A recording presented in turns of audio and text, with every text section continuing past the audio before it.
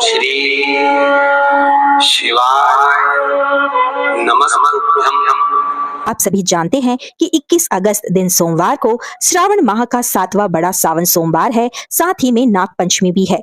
नाग पंचमी और सावन सोमवार के इस महासंयोग पर यदि आप देवादिदेव महादेव को प्रसन्न करना चाहते हैं, अपने जीवन की समस्त कामनाओं को पूर्ण करना चाहते हैं, तो इस एक उपाय को करना ना भूलें। महादेव की कृपा से जीवन के सभी कार्य बनेंगे और आपकी हर मनोकामना महादेव पूर्ण कर देंगे।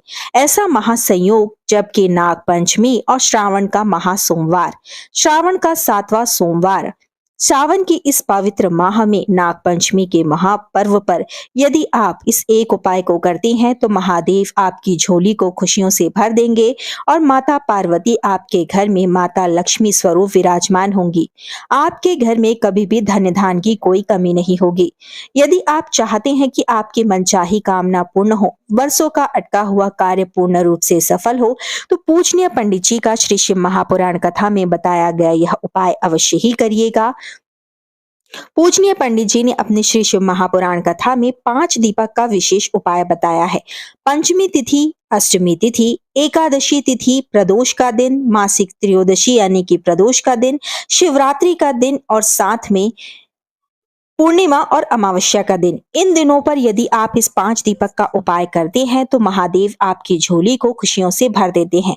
तो इस विशेष 5 दीपक के उपाय को अवश्य ही करना है। घर का कोई भी व्यक्ति करेगा तो पूर्ण परिवार पर महादेव की कृपा बरसेगी। इस उपाय के लिए शाम के समय रात्रि 8 बजे से पूर्व ही आपको यह उपाय कर लेना है।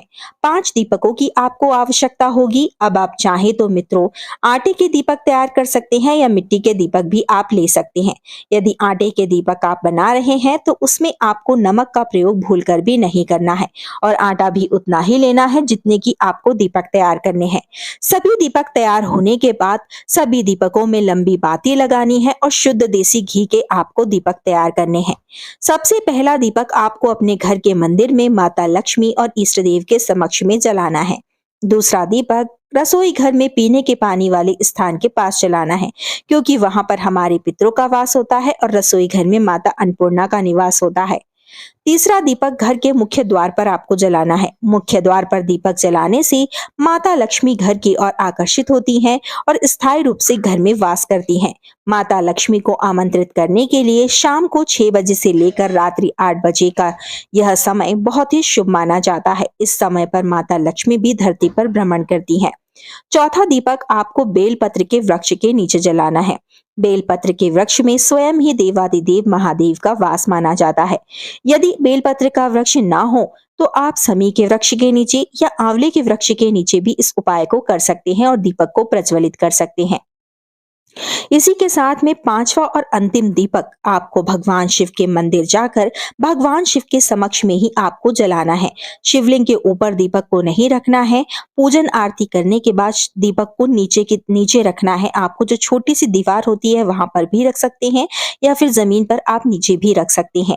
शिवलिंग के ऊपर दीपक को भूलकर भी ना रखें। और यदि मंदिर नहीं जा पा रहे हैं, 5 स्थानों पर दीपक नहीं जला पा रहे हैं, तो घर के मुख्य द्वार पर 5 दीपकों को एक साथ प्रज्वलित कर सकते हैं।